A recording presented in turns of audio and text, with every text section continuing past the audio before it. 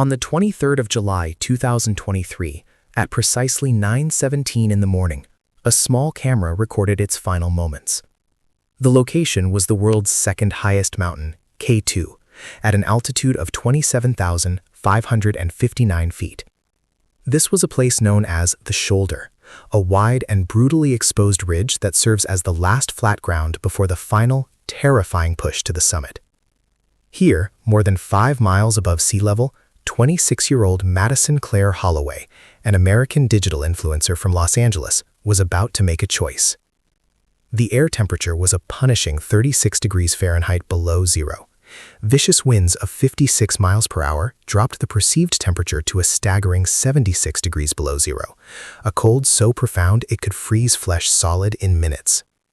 In this environment, survival is not a matter of strength, but of discipline. Madison Claire Holloway was part of a large commercial expedition, one of 10 clients pushing for the summit. Their plan, set by veteran guides, was rigid and clear. They had left the highest camp late the previous night, aiming to stand on top by 11 in the morning and turn back no later than 1 in the afternoon, ensuring a descent before nightfall.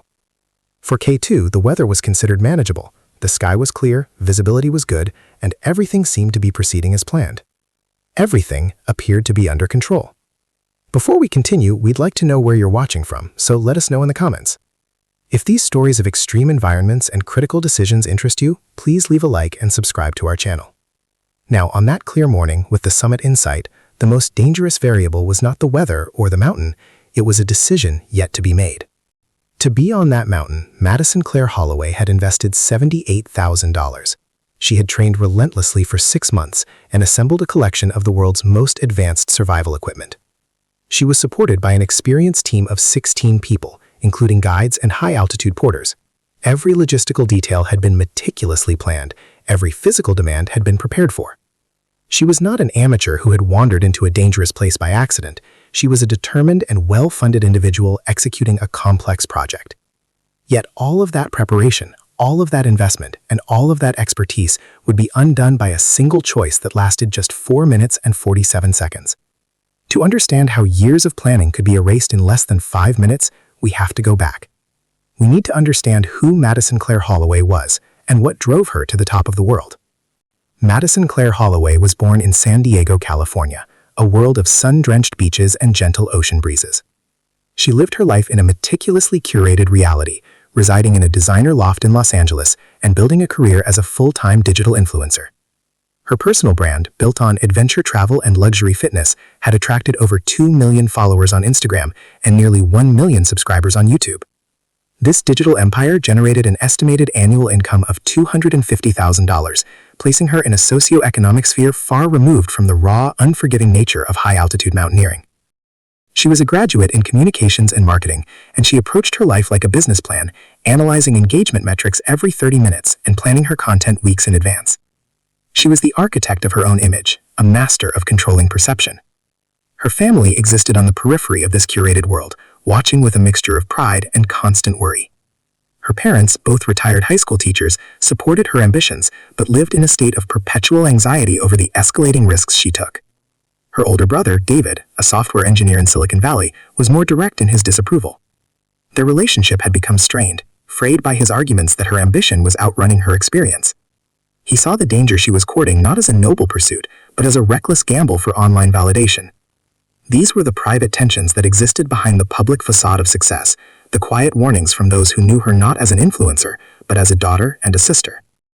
Madison Claire Holloway's introduction to mountaineering was not born from a lifelong passion, but from a strategic career move. In 2021, at the age of 24, a sponsored trip to climb Kilimanjaro went viral on her social media platforms. The explosion of engagement became the catalyst. She discovered that high peaks generated high traffic. Her progression from that point was dangerously accelerated. In January of 2022, she summited Aconcagua, the highest peak in South America. Just 7 months later, she stood atop Mont Blanc. In less than 3 years, she had built a mountaineering resume, but it was one that lacked depth, with no real history of technical ice or rock climbing, the very skills K2 demands. Her specific preparation for the world's second highest mountain began 6 months before the expedition. It consisted primarily of extreme cardiovascular training with a celebrity personal trainer in the controlled environment of a Los Angeles gym. She spent countless hours pushing her body to its limits at sea level, building formidable physical endurance. However, her technical training was alarmingly brief. She completed just 2 weeks of specialized ice climbing instruction in Array, Colorado. It was a preparation that built the engine for the climb, but neglected to teach the nuanced skills of how to navigate the road. This gap between her physical conditioning and her technical expertise was a subtle but critical vulnerability she carried with her to Pakistan. The motivation driving Madison Claire Holloway to K2 was not the pure, quiet ambition of a traditional mountaineer. It was a loud, public, and deeply professional calculation. Her primary goal was to become the youngest adventure influencer to create content from the summit, promising her followers an unprecedented live broadcast from the top of the Savage Mountain. This objective was fueled by mounting professional pressure. Her online engagement had plateaued for 6 months, and a rival influencer had recently captured global attention with an expedition to Everest. K2 was her strategic countermove, a high-stakes play to reclaim a spotlight, and more importantly, to secure a 7-figure sponsorship deal with a global energy drink brand that was hanging in the balance. Her personal rituals on the mountain reflected this complete fusion of climbing and commerce. Before each major ascent, she would post an Instagram poll, asking her 2 million followers to choose the color of nail polish she should wear on the summit, a tactic designed purely to boost interaction. At base camp, her preparation was often accompanied by a Spotify playlist of high-energy pop songs she called Summit Push Power. The most significant personal item she carried was not a treasured family photo, but a small, sophisticated pocket drone she had nicknamed Follower. She carried it in a special thermal case with the explicit intention of capturing aerial shots of herself on the summit, an image she believed would break the internet. For this expedition, Madison Claire Holloway had invested $78,000, entirely covered by her sponsors. She had acquired the most advanced equipment money could buy and had sacrificed personal relationships, ending a 2-year partnership with a boyfriend who deemed the risk unjustifiable. On paper, she was prepared. She was funded, equipped, and physically conditioned. She had meticulously planned every variable she could control, from her gear to her content strategy. She had built a fortress of preparation around herself. But she was about to enter an environment where meticulous planning is only the price of admission, not a guarantee of survival. She had done everything right, but a mountain does not read a resume. The day of the accident began in absolute darkness. At 2 hours and 47 minutes in the morning, inside a thin nylon tent battered by wind, Madison Claire Holloway's alarm sounded. Outside, the temperature was 32 degrees Fahrenheit below zero. Every movement was a battle against the cold that seeped through her layers of down. Her fingers, stiff and clumsy, struggled with the zippers of her suit and the buckles of her boots. She methodically checked her oxygen system, her headlamp, and the battery levels on her cameras. It was a practiced ritual, a series of small, deliberate actions in a place where a single mistake could be the last. In the silent, oxygen-starved air of the highest camp on Earth, she prepared to enter a world that was not designed for human life, relying on technology and discipline to survive. Stepping out of the tent, she joined the small column of climbers, their headlamps cutting sharp, lonely beams through the pre-dawn blackness. The wind was a constant pressure, blowing at a steady 12 miles per hour, but the sky was clear, filled with a brutal clarity of stars. For K2, these were considered favorable conditions. The team of 10 clients and 16 support staff began their slow, rhythmic march upwards, a single-file line moving through a landscape of rock and ice. Their plan was precise and had been repeated multiple times. They would ascend through the morning, aiming to reach the summit no later than 11 o'clock. The absolute, non-negotiable turnaround time was 1 in the afternoon. This rule was their most important safety net, designed to get them back down before darkness and the worst of the afternoon weather arrived. The first few hours of the climb unfolded with a deceptive calm. The group moved like a well-oiled machine, the metallic crunch of their crampons biting into the ice being the only sound besides the wind and the hiss of their oxygen regulators. Madison Claire Holloway felt strong, her body responding exactly as her intensive sea-level training had promised. The hours spent in a state-of-the-art gym in Los Angeles were paying off. She was keeping pace easily, her heart rate steady, her breathing controlled. In her mind, this was the execution phase of a meticulously planned project. The physical hardship was just another variable to be managed, another data point in her ascent to the top of the world. Everything was proceeding exactly according to the script she had written for herself. As the sun began to rise, casting a pale, ethereal light across the Karakoram Range, a subtle shift occurred. The climb transformed from a purely physical challenge into a visual spectacle, and Madison's focus began to diverge from the disciplined pace of the group. While the veteran climbers and guides kept their heads down, conserving every ounce of energy, she began to pause. She would stop for a few seconds to frame a shot with her camera, capturing the breathtaking, deadly beauty around her. Her personal Sherpa, Nima Tenzing, would gently tap her on the shoulder, a nonverbal reminder to keep moving. These were small delays, just moments stolen from the ascent, but at this altitude, every second spent stationary is a second the cold wins. But there was something else driving her actions, a secret she carried that was heavier than any piece of equipment in her pack. Madison Claire Holloway had concealed an intention from her team, a plan that directly violated the most important and sacred rule of the entire expedition. It was a rule born not from arbitrary caution, but from decades of tragedy written across the slopes of the world's highest peaks.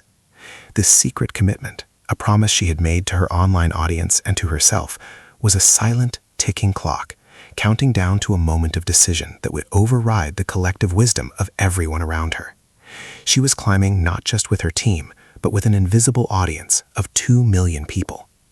The expedition leader, a veteran Norwegian guide named Lars Andersen, had a single unbreakable rule for climbing above 7,300 meters. He had repeated it 3 times during the final briefing. No distractions. No unnecessary photography, no filming, and absolutely no removal of critical life support gear for any reason. The history of high-altitude mountaineering, he explained, is filled with stories of climbers who perished not from avalanches or storms, but from a simple loss of focus.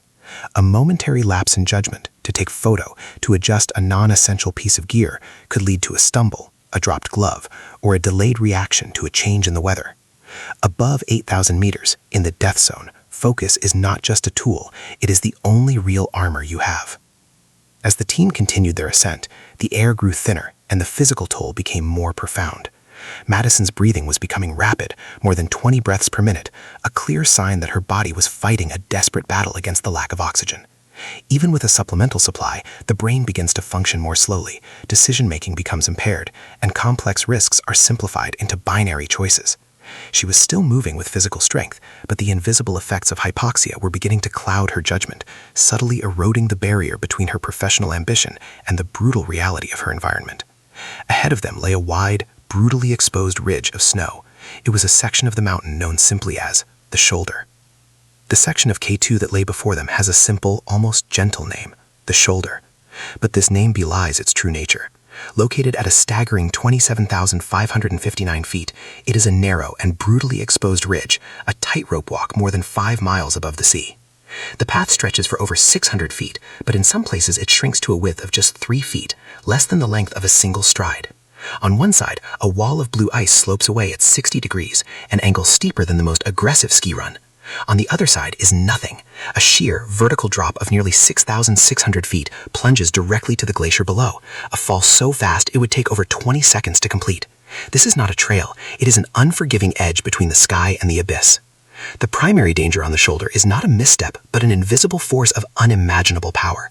The ridge's unique geography acts as a natural wind tunnel, catching and amplifying the jet stream, a high-altitude river of air that can scream at hundreds of miles per hour. Without warning, this wind can descend upon the ridge, transforming a calm day into a hurricane in seconds. Gusts exceeding 90 miles per hour are not uncommon here. A wind this strong does not just chill, it is a physical entity capable of lifting a human being and throwing them from the mountain. Every experienced climber knows that an upright body acts like a sail. Every second spent exposed, every inch of height presented to the wind, exponentially increases the odds of being torn from the face of the earth. This is not theoretical danger, it is a truth written in tragedy. The Shoulder and the areas immediately surrounding it form a graveyard in the sky, a place notorious for being the stage of K2's darkest chapters. It was near here that the single deadliest day in the mountain's history unfolded. On the 1st of August 2008, a series of catastrophic events led to the deaths of 11 climbers in less than 24 hours. This history is not just a collection of grim stories whispered at base camp, it is a data set, a brutal and undeniable record of the consequences of lingering in this specific place. The mountain has proven time and time again that this narrow ridge is not a place for rest, for photography, or for contemplation. It is a place for survival. Because of this history, there is a sacred, unwritten rule for crossing the Shoulder, known to every seasoned mountaineer. You do not stop. You move as quickly and as efficiently as you possibly can, often staying low to the ground to present a smaller target to the wind. The average crossing takes between 18 and 25 agonizing minutes. Every single second of that time is a calculated risk. The rule exists for a reason, rooted in cold, hard probability. The longer you remain on that exposed ridge, the higher the statistical certainty that a catastrophic, unpredictable gust will find you. The mountain does not care about your goals or your experience. On the Shoulder, it offers no warnings and no second chances. And it was here, in this most unforgiving of places, that Madison Claire Holloway chose to come to a complete stop. It was 9:17 in the morning. At a precise altitude of 27,559 feet on the exposed spine of the shoulder, Madison Claire Holloway came to a complete stop.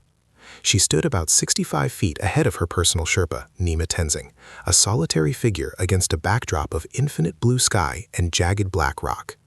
The wind howled around her, a constant physical pressure of 56 miles per hour.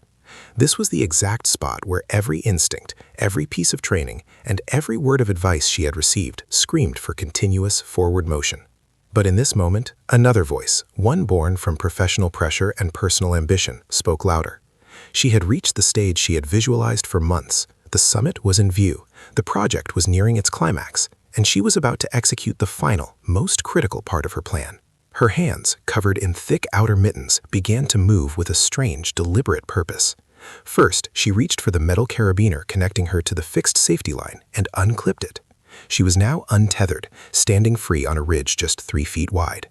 Next, she pulled off her heavy outer mittens, exposing the thinner liner gloves beneath. A few seconds later, those came off too. Her bare hands, pink and then quickly turning pale, were now exposed to an air temperature of 36 degrees Fahrenheit below zero. The wind chill factor of 76 degrees below zero began its work immediately, stealing heat from her flesh at a catastrophic rate. Around her, other climbers continued their slow, determined push forward, oblivious to the private drama unfolding just feet away. With her hands now free, she reached inside her down suit and pulled out her smartphone. But the phone was not the only piece of equipment she needed. She then removed her oxygen mask, letting it hang loosely by its side. The thin, life-sustaining air of 8,400 meters hit her lungs directly, a brutal shock to her system. Finally, she lifted her protective goggles, resting them on her helmet. For the first time that day, her face was completely exposed to the elements. Her motivation was now brutally clear, captured by her other camera still attached to her helmet. She was preparing to record an Instagram story and take a selfie, her face fully visible, with the iconic pyramid of K2's summit perfectly framed behind her. This was the million-dollar shot. The people around her reacted with immediate alarm. Her Sherpa, Nima Tenzing, who had been watching her with growing concern, began to yell desperately into the wind. His words, "Madison, no, keep moving," were torn away by the gale before they could reach her. At that same moment, an experienced German climber named Klaus Richter was making his descent. Seeing her standing there, exposed and unprotected, he shouted, "What are you doing? You'll die!" But Madison seemed to be in her own world, a bubble of intense focus, where the only reality was the screen in her hand and the image she was about to create. Her brain, already being starved of adequate oxygen, was filtering out the urgent warnings, prioritizing the digital goal over the physical reality. The clock of consequence began to tick with terrifying speed. 10 seconds. The direct exposure to the wind caused excruciating pain across her face as her corneas began to freeze. 20 seconds. Her blood oxygen saturation, already at a critical 65%, plummeted below 60%. This induced a state of acute cerebral hypoxia, a condition that doesn't just impair judgment, it obliterates it. 30 seconds. The camera on her helmet recorded the first visible signs of her body's failure, a slight, uncontrollable tremor in her hands as she tried to operate her phone. She was no longer just in danger, she was actively dying and documenting every moment of it. The assault on her body continued relentlessly. 90 seconds into the exposure, the massive vasoconstriction in her fingers was complete. The sharp, burning pain of extreme cold had been replaced by a deep and total numbness. Second-degree frostbite was setting in, a process where the water inside the cells of her fingers was freezing solid, expanding and bursting the cell walls. This was irreversible tissue death. 1 minute and 30 seconds. 2 minutes. She was still attempting to frame her shot, her movements becoming slower, more clumsy. The person who had trained for 6 months in a state-of-the-art gym was being systematically dismantled by an environment that makes no distinction between an athlete and an amateur. 4 minutes and 47 seconds. That was the total time she remained exposed. A sudden moment of clarity seemed to break through the hypoxic fog. She fumbled with her gear, a clumsy, desperate attempt to reverse her decision. She tried to put her oxygen mask back on, to pull her gloves over her frozen hands, but it was too late. Her fingers were no longer functional. The tissue was necrotic, her brain too oxygen-starved to coordinate the fine motor movements required. She suffered an episode of ataxia, a loss of balance and coordination. She stumbled once, then again, her body no longer obeying her commands. At that exact moment, a wind gust, estimated at 68 miles per hour, slammed into her from the side. Her upright body, no longer braced or connected to the safety line, acted like a sail. And then, exactly as you saw at the beginning of this video, she was lifted from her feet. The wind dragged her across the remaining 56 feet of the ridge as if she weighed nothing. Her crampons scraped uselessly against the ice for a moment, a final, futile attempt to find purchase, but the mountain offered none. She was propelled over the edge of the southeast face into the vast, empty air. The fall was 1,410 feet. It lasted approximately 23 seconds. The camera, still attached to her helmet and still recording, captured no scream. There was only the deafening, all-consuming roar of the wind, punctuated by a series of dull, sickening thuds as her body impacted protrusions of rock and ice on the way down. Then, there was only silence. The million-dollar shot had been taken. The price, paid in full, was a life. The entire transaction, from the moment she stopped to the final impact, was completed in less time than it takes to listen to a pop song from her Summit Push Power playlist. The response was immediate, but ultimately futile. 1 minute after the fall, at 9:18 in the morning, Nima Tenzing's desperate voice crackled over the radio to base camp, his words sharp with shock. "Madison is down. Madison fell down the southeast face." The expedition leader, Lars Anderson, immediately declared an emergency, but reality at this altitude is swift and brutal. Within 10 minutes, the operation was shifted from rescue to recovery. The decision was cold but necessary. A fall of that magnitude is not survivable, and to risk the lives of other climbers in the deteriorating weather would have been a second tragedy. Above 8,000 meters in the thin, hostile air of the death zone, there is no such thing as an emergency rescue. Helicopters cannot fly that high, and the living cannot afford to linger for the dead. The following day, on the 24th of July, a brief break in the weather allowed for a grim search. A drone was launched from Camp 3, its small rotors fighting against the thin air. At 11:30 in the morning, it found her. The drone's camera located the body of Madison Claire Holloway at an altitude of 26,148 feet, wedged deep inside an inaccessible crevasse. Still attached to her helmet, protected by its plastic housing and cushioned by the snow, was the small camera that had recorded everything. The next climbing season, a specialized Sherpa team, funded by her family, undertook a high-risk operation. They did not attempt to recover her body, but they did retrieve her personal effects, including the camera. The footage they discovered was perfectly intact. Madison Claire Holloway was officially declared unrecoverable. After a private viewing of the final, harrowing minutes of her life, her family made a difficult decision. They released a short, edited clip to the public, accompanied by a statement. Their intention was not to glorify her death, but to serve as a stark and visceral warning about the deadly intersection of social media ambition and the unforgiving reality of the world's highest mountains. Her death became a major case study within the mountaineering community, a tragic lesson on the new dangers posed by the pressure to perform for a digital audience. Her body remains on the mountain. She became the 86th person to be left behind on the icy slopes of K2. The death of Madison Claire Holloway was not an accident of random chance, but the predictable outcome of a precise sequence of choices. She did not perish simply because K2 is a dangerous mountain. She perished because she systematically dismantled her own survival systems in one of its most lethal locations. First, she chose to stop where continuous movement is the only rule. Then she unclipped from the fixed safety line, severing her physical anchor to the world. Finally, she removed her gloves, mask, and goggles, inviting the catastrophic cold and oxygen-starved air directly into her body. Each individual action, viewed through the distorted lens of a sea-level ambition, may have seemed like a manageable, momentary risk, but together they formed a fatal cascade, a chain of vulnerabilities in an environment that allows for none. Her story resonates far beyond the world of mountaineering because it exposes a profoundly human flaw. It is the voice in our own heads that whispers for just one more minute, one more photo, when every sign tells us to retreat. It is the dangerous confidence that our preparation makes us an exception to the rules that govern everyone else.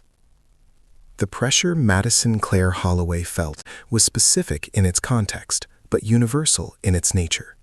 The need to justify an immense investment of time, money, and sacrifice with a single perfect result. But the mountain does not negotiate. It offers no second takes. The laws of physics are absolute and indifferent.